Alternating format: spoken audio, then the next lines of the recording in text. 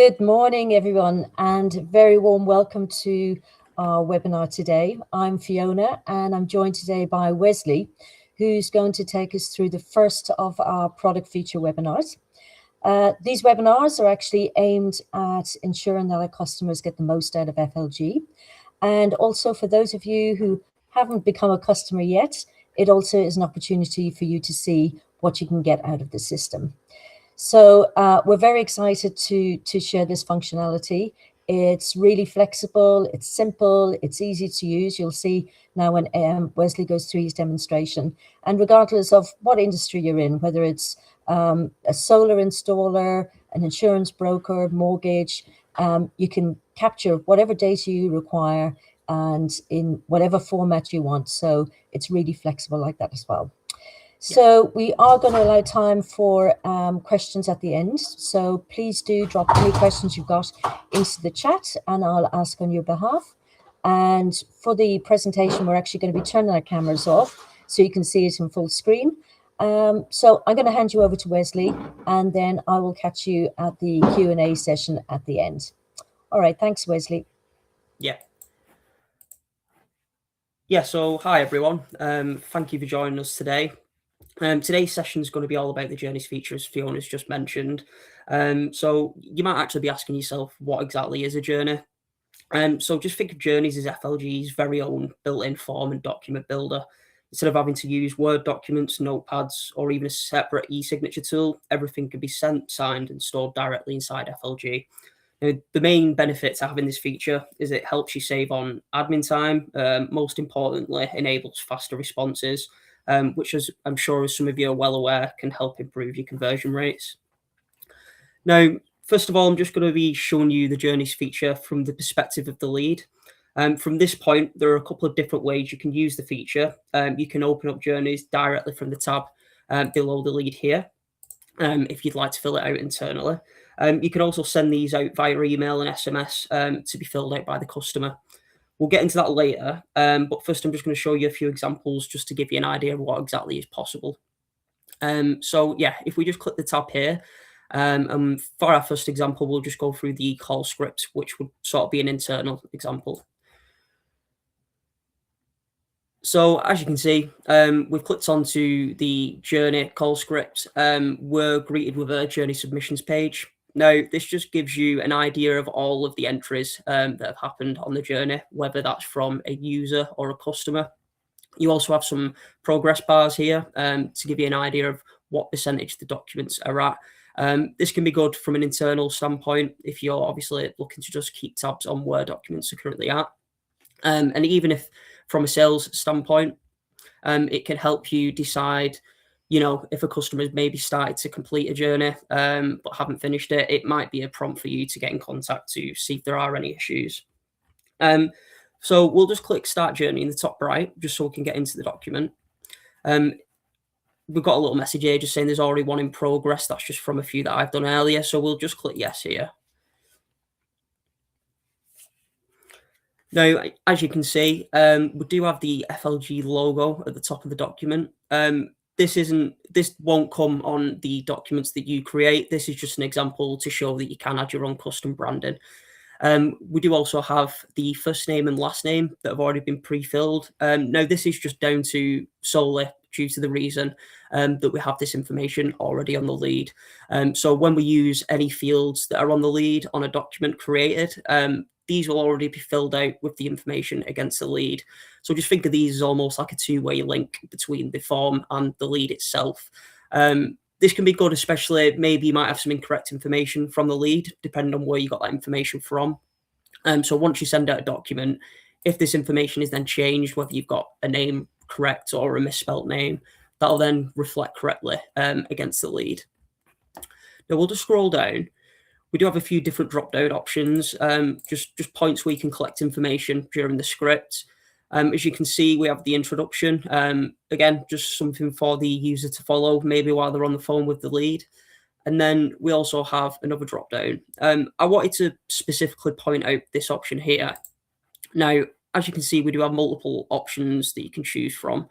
If we were to just choose spreadsheets, again, we just have that information entered there. But if we do choose CRM, for instance, we have something what we call conditional logic. That basically just allows you to basically customize fields to only appear if a certain other question has been answered in a certain way.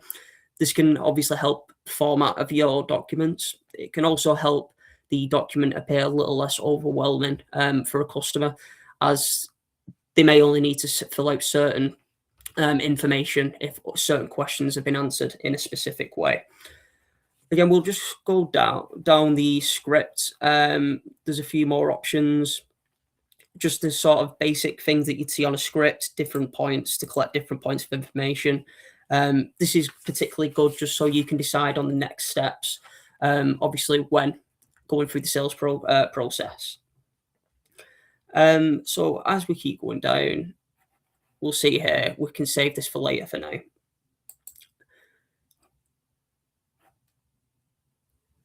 So now that we've had a little look at an example of how it can be used internally, I'll take you through an example that can be used externally. Now, a big example would probably be a fact find. So we'll go into that now. Again, we can see the journey submissions here. So we're just going to start this journey just so you can have a quick look at how this looks on a fact find. Again, we have the custom branding at the top. We also have some more conditional logic on this question here. So depending on whether you click yes or no, will basically determine whether information for one or two clients is needed. So as you can see here, we have yes on the joint application question. As we scroll down, we can see that the client information appears here. Now, if we just select no, there is then no need to obviously fill out the information for a second client. Now, as we scroll down, you can see some sort of different options that we have available in the documents. We have some tables here. And we also have, what I like most about this particular example anyway, is the calculator that can work out the total expenditure for one client or a joint client. Again, this just helps you save on admin time. We do have some information already pre-filled here. As you can see, that's working that out correctly. We'll just add a few more numbers here just so you can see it in action. And as you can see, these numbers then change. We won't go through every question. It is a quite lengthy document. It's the typical questions that you'd expect to see on a fact find. The main example that I wanted to show on this particular document, if we just scroll down and we go to the next page, again, we have more information on a product checklist. Keep going down. We have some options here that basically are asking for permission from the customer as to whether you would have permission to phone, text, email, or mail. Whatever is decided on these particular fields will then reflect on the document. So if you send a fact find out and they might decide not to want to be phoned or text, that'll automatically be put against the lead. So for instance, with the email and the text, if you have any automations that might be going out as part of workflows, if these are set to no, you won't be bothering the lead. And again, something that I mentioned at the start, we also have the signature tool, which if you are using any e-signature tools currently, this can be a direct replacement. It obviously offers an all-in-one solution too for you. So yeah, that's an example of a fact find and how it can be used externally. We do have a couple of other examples that I wanted to go through. So if we just go back to the lead, go to journeys, we also have a checklist, so a check documents uploaded. Again, this is just another simple way that this can be used. Back to the journey submissions page, click start journey just to view the document. And we can see here, we basically just have a checklist that can be used internally. This is good because it can help obviously keep your team using the same processes, and you're also able to check each other's leads and what progress they're up to on those leads. It also helps you come up with a good way to to get in contact with the customer, as you can see what available information you already have. Another example that we have, so again, if we just go back to the lead, is a referral document. Now, this is a good document because it can obviously be used as part of a cold lead workflow, potentially, or it can also be used for if you've sold a product, you can then have this as part of a workflow that then sends to that customer, and they can then fill out their details and also their recommendations. This is just a good way of you obviously getting in more leads, and these leads are obviously going to be warm as they are referred directly from a customer. So again, it's just a matter of them filling out their details, choosing out what kind of service they need, how they heard about you, and then obviously what kind of voucher they may want. We can obviously set up tasks so that once these are completed, you're well aware, and then you can then check and then get in contact with the referral. So now that we've gone through some examples, I do want to just take you through how it looks from the customer's point of view. So we'll just go back to the lead. So the workflow that we currently have set up on this lead is as follows. So you might get a lead that comes in from your website. You might manually input that lead, however you're getting your information. And then what we would do in this case is we would change the status to pre-fact find. So the automation that we currently have at the moment is it's going to basically send an email containing the fact find to the customer once this status is changed. So I'll show you now. So if we click the status pre-fact find, give it a refresh, you can then see that the email has then been sent out to the customer. So that we can see what this would look like from the customer's point of view, we'll just click here. And again, it's basically what it would look like from an internal point of view. It just covers more of the screen and it looks a little bit better, in my opinion. So again, the customer would just need to fill out the relevant details, and then we won't fill it out just for demo purposes, but yeah, they would just go through the document, next page, hit submit, and we can then see that the response has been accepted. So if we just go back to the lead now, give that a little refresh, we can see that an automatic email has been sent out to the customer as soon as that document has been filled out. Basically just confirming that you've received the form, and that you'll be arranging a follow-up call shortly. It also gives a task to the user to check the completed journey. So in this instance, we would just need to go back to the fact find that was sent out in that document. And as you can see, it says that it was started a minute ago by the customer and it has just been completed. So in this instance, you would just need to export as a PDF, go back to the lead, and then we would just add this to the lead for audit reasons. And then obviously when you're next speaking to the lead, you have that information on hand. So we would just go to document, go to your downloads, drag and drop that there. We'll just call this fact find signed, and we'll save that document. So you can also set this up in a way where automation sends the journey the instant the lead comes into the system. You can also set up chaser emails to be sent. So from the point of the journey being sent out, you might want to chase that lead 2 days later if the journey still hasn't been filled. Same goes for 4 days, depending on how you want your processes to be run.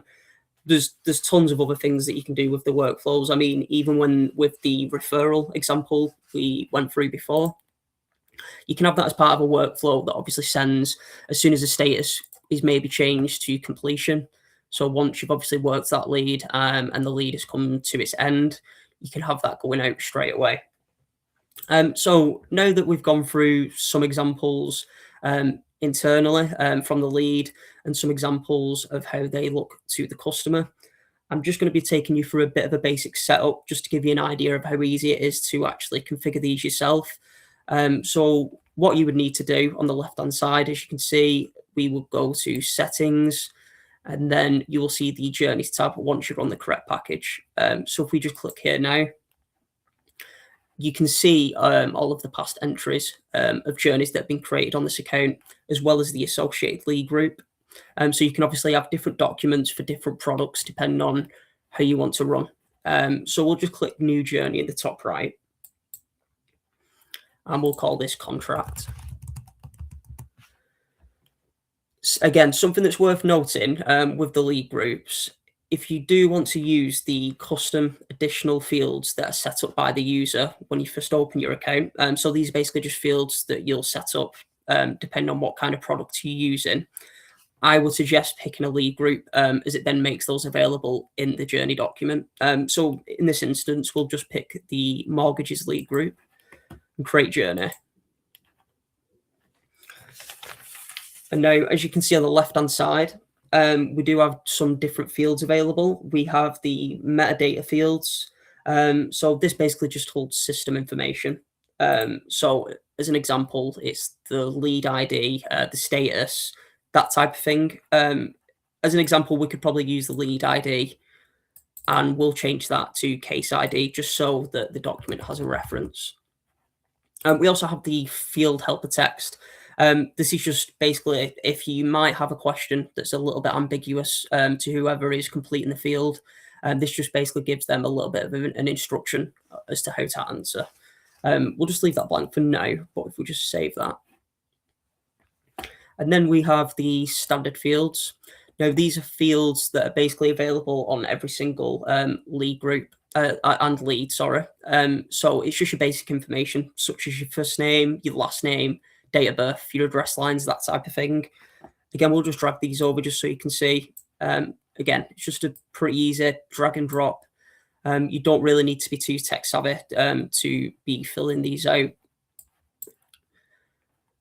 And then we also have the additional fields, which is what I referenced earlier. Now, the additional fields are basically custom fields that you set up for each lead group.